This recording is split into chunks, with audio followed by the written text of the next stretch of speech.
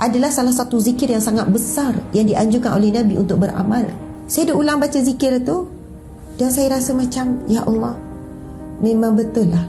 Berkat daripada Ustazah Asma Harun, kita boleh tahu semua ya, dengan membaca kalimat ini semua kesusahan kita langsung ya dibagi jalan keluar oleh Allah Subhanahu wa taala. Masya Allah, Allahu Akbar. Sebelumnya terima kasih buat para dermawan yang sudah join member dan juga berdonasi di channel ini. Semoga sehat selalu, panjang umur, berkah rezeki dan bahagia keluarganya. Amin amin ya rabbal alamin.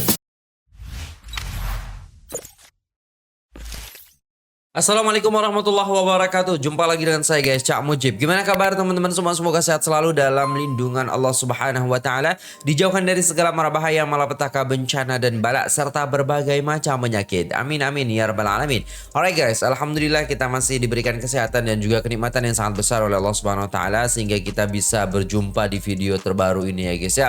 Nah, kali ini kita akan reaksi dan belajar kembali bersama Ustazah Asma Harun. Jadi beliau ini adalah seorang ustazah daripada Malaysia yang famous juga, dan setiap yang disampaikan Masya Allah menusuk ke dalam hati kita dan menjadi nasihat yang sangat-sangat penting bagi kita, tentunya bagi kehidupan kita. Nah, di sini beliau ini memberikan amalan yang ketika kita dalam kesusahan, Allah pasti bagi jalan keluar. Mungkin dalam kehidupan kita banyak sekali istilahnya dugaan ataupun cobaan-cobaan ataupun kesusahan yang kita alami, tapi kadang kita tidak tahu harus kemana gitu kan. Dan apa amalan yang bisa membuat kita itu menjadi mudah dalam mencari jalan keluarnya. Nah, tanpa berlama-lama guys, langsung saja, ini pasti dibutuhkan oleh kita semua amalan ini. Jom kita tengok videonya, let's go. Oke guys, ini daripada nasihat ustazah. Jangan lupa like, share, dan subscribe guys. Oke, subscribe. Tuan-tuan dimati Allah sekalian, kena faham, bukan menafikan kita perlukan manusia. Of course kita akan minta tolong manusia. Tapi cuba ajar bila datang ujian menimpa, kita dipukul dengan ujian, zikir dulu. Lepas tu bang nak minta tolong, ataupun telefon kawan, nak minta tolong sikit. Boleh jadi dalam kesusahan kita call 5 orang kawan, semua tak nak tolong. Betul. Rupanya kita cari makhluk dulu sebelum Al-Khaliq. Cari makhluk dulu sebelum mencari Al-Khaliq, iaitu Allah. Boleh jadi 5 orang, oh sorry lah tak boleh tolong, sorry. Tetapi kita ubah bila ditimpa ujian, Allahu Akbar.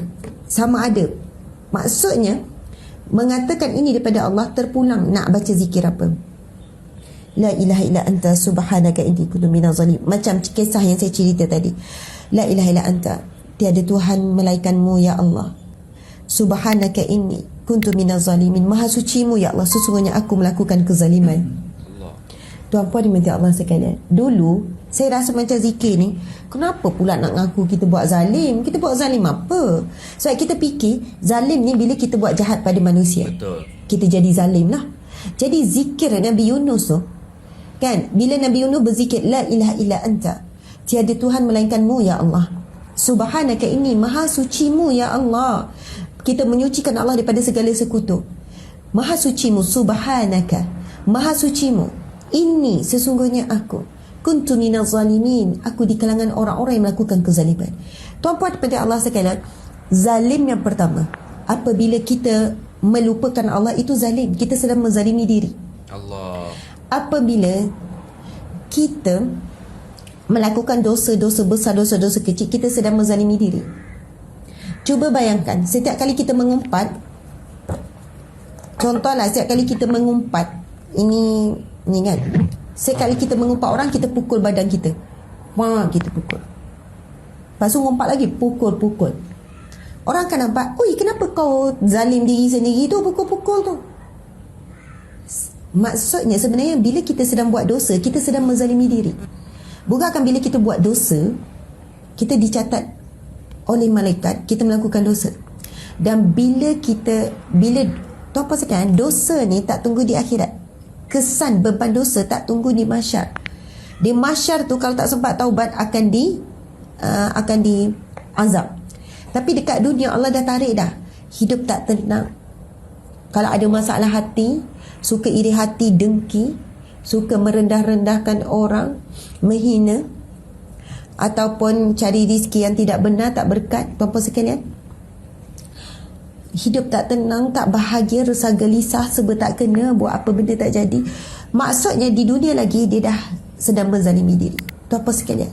Tapi tak nampak lah, tak adalah. Mengumpat tu kan syok seronok. Oh ya ke dia macam tu? Tak sangka lah. Oi, yang tak sihat pun jadi sihat bila ngumpat cakap pasal orang. Tapi sebenarnya kita sedang menzalimi diri.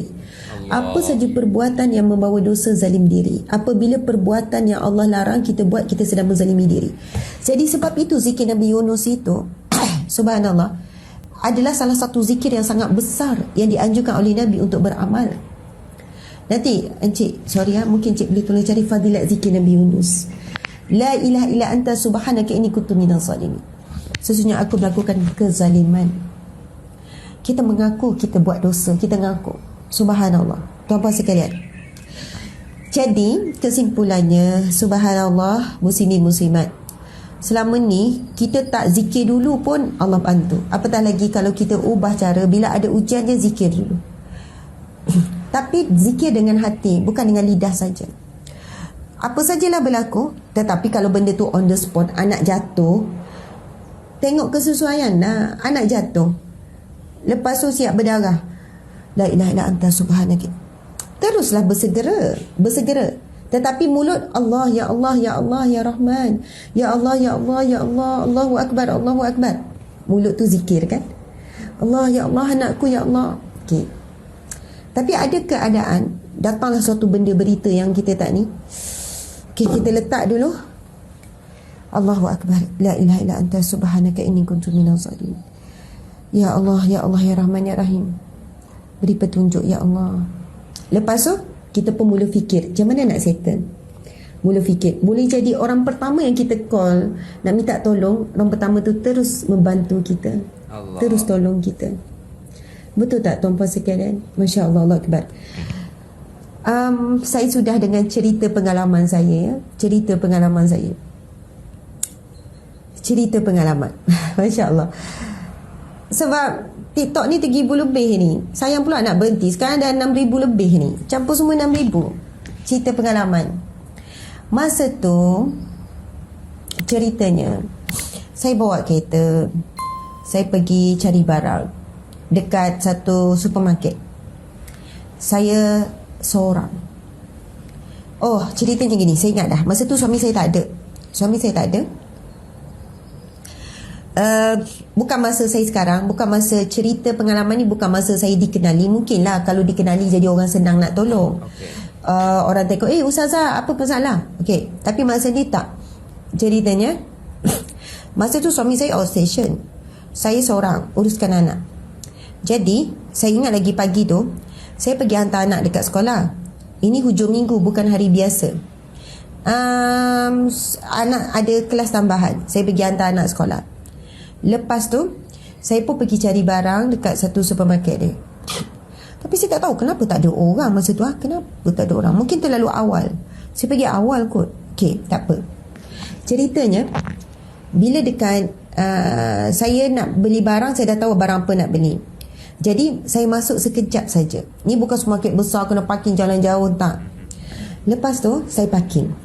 Masa saya parking tu, saya tengok tak jauh daripada situ ada 3 orang lelaki yang dengan seluar pendek, kan?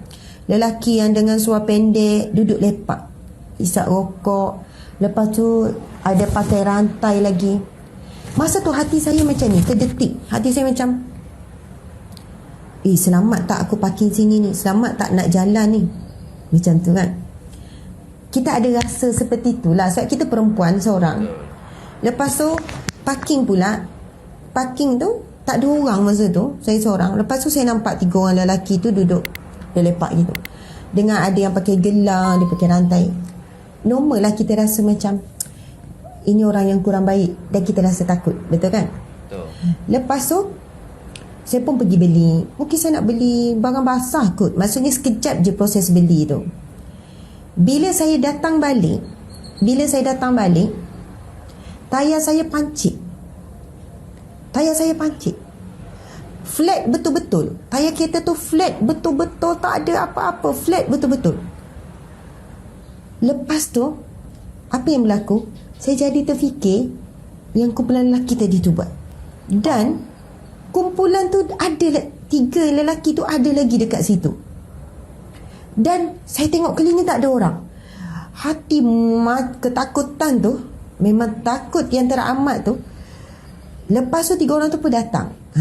Ni pengalaman saya ni. 3 orang pun datang dekat. Sebab tengok saya nak gerak, lepas tu tayar tu betul-betul flat. Tak ada angin langsung, macam kena toreh, macam tak kena. Okey. Lepas tu saya pun tengok, turun kereta. Sudah macam mana ni?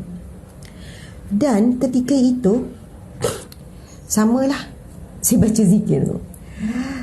La ilaha illa anta subhanaka inni kuntu minaz zalimin. Kita tahu mungkin asbab dosa, kita orang yang zalim, kita gini-gini. Lepas tu la ilaha anta subhanaka inni kuntu minaz zalimin. 3 orang lelaki yang lepak tu, dia pun datang. Betul tak bertambah takut? Saya buat apa? Saya ambil handset, saya rakam. Saya macam, saya padahal nak call semua tak sempat sebab 3 orang tu datang. Lepas tu 3 orang tu pun tanya, "Puan, kenapa puan? Ada apa puan?" Hati tu masih lagi berbelah lagi ni, berbelah bahagi lagi ni. Betul ke? Ke orang ni yang pancitkan? Ke dia nak rompak? Ke ni macam-macam dalam fikiran kan? Okey. Lepas tu dia pun tanya, "Kenapa puan? Masalah apa? Kenapa?" Saya pun kata, "Oh, tayar pecah." Dalam keadaan takut ni, oh, tayar pecah. Ini bukan tempat tersembunyi. Memang ni tepi jalan besar orang lalu, tapi dia parking tu, tepi jalan tu maksudnya bukan jalan orang boleh berhenti tak. Dia masuk parking khas, tapi sunyi. Saya cerita ni, saya boleh buat bayangan sebab cerita tu sangat jelas dalam ingatan saya. Oh, iyalah. Lepas tu seorang lagi cek. Oh, ini macam kena pak aku ni. Mungkin puan ada apa-apa pak aku ni. Macam terus tak ada angin ni. Dia tak boleh jalan ni puan. Ni cerita 4 tahun lepas macam tu. 5 tahun lepas. Saya belum berhenti kerja lagi masa tu. Oh, tak boleh ni. Gini. Lepas tu, puan ada alat-alat tak? Saya tak tahulah ada tak alat. Ada tayar spare tak? Lepas tu dia pun buka kereta kejap puan. Lepas tu dia cari, oh tak ada. Tayar spare ada, tapi alat untuk tukar tak ada. Okey. Lepas tu seorang lagi ni kata, oh tak apa. Saya pergi ambil jap. Dia pergi ambil tu, kereta dia parking jauh, dia pergi ambil. Dalam tempoh yang sekejap, 3 orang ni tukarkan tayar. Saya pula masa tu, ya Allah, tadi aku sangka buruk dengan hamba Allah ni. Ya Allah, sebab penampilannya begitu, kita rasa sekian-sekian. Siap, ada buat rakaman senyap-senyap. Takutlah apa-apa dia orang ni buat. Dia pun tukar tayar 3 orang tu dengan sangat cepat. Dia tukar. Lepas tu dah elok, dia kata, okey puan dah boleh jalan dah. Tapi saya nasihatkan puan terus pergi kedai tayar. Sebab tayar spare ni pun tak cukup angin ni. Puan pergi dulu kedai, pergi stesen minyak, isi angin dulu. Sebab angin pun cukup-cukup je ni. Lepas tu saya kata, terima kasih. Saya pun, yelah orang dah tolong, saya pun keluarkanlah duit, nak bagi sikit. Saya tengoklah berapa, RM20 ke macam tu kan. Sebagai ucapan terima kasih. Saya kata, encik ambil lah, buat minum ke, buat ni. Bukan saya terhutang budi, terima kasih banyak. Tapi sebenarnya dalam hati tu rasa bersalah, rasa berdosa. Allah. Sebab ada sangka-sangka yang tidak baik. Lepas tu dia tolak. Puan, kami tolong ikhlas. Kami tak harap apa-apa. Ikhlas. Tak apa puan. Tak apa. Ambil lah buat minum air. Saya rasa bersalah sangat. Tak ada. Menyusahkan. Tak susah. Benda saya simple je. Kami buat ikhlas. Tak apa puan. Tak apa. Lepas tu dia sebut apa? Tak apa. Biar Allah lah yang balas. Oh, terus tertampar lagi saya kena. Rasa kena tumbuk. Tapi ikhlas puan. Tak apa. Puan jalan sekarang. Puan pergi ke stesen minyak tu. Saya pun bawa kereta dengan air mata mengalir. Masa tu saya nak cerita. Masa tu bila kita panik, nak telefon suami saya outstation. Maksudnya ketika itu saya tak tahu saya nak call siapa untuk tolong. Dan kalau saya tak call suami untuk datang ni, lepas tu situasi keadaan panik. Dan masa tu yang saya buat berterusan adalah samalah zikir tu. La ilaha illa anta subhanaka inni kuntu minaz zalimin. Cik dah ada dalil betul? Encik bagi je ya. Walaupun saya tak tanya. Okey. Sorry cik ya. Okey. Jadi saya dah ulang baca zikir tu dan saya rasa macam ya Allah, memang betul lah. Ada ketika bila kita dahulukan zikir, Allah buka pintu hati orang untuk membantu walaupun kita tak minta. Betul.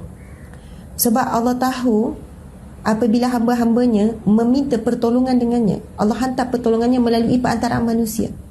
Allahumma salli ala sayyidina Muhammad. Sebuah kalimat yang sudah kita tahu semuanya, akan tetapi kita tidak mengamalkan kalimat ini ataupun zikir ini. Berkat daripada Ustazah Asma Harun, kita boleh tahu semua ya, dengan membaca kalimat ini semua kesusahan kita langsung ya dibagi jalan keluar oleh Allah Subhanahu wa taala. Masya Allah, Allahu akbar. Alright guys, itu saja video kali ini, semoga bermanfaat untuk kita, terutamanya untuk saya sendiri dan juga teman-teman semua yang sudah nonton. Terima kasih sudah tengok video ini sampai selesai. Apabila ada salah kata mohon dimaafkan. Wassalamualaikum warahmatullahi wabarakatuh.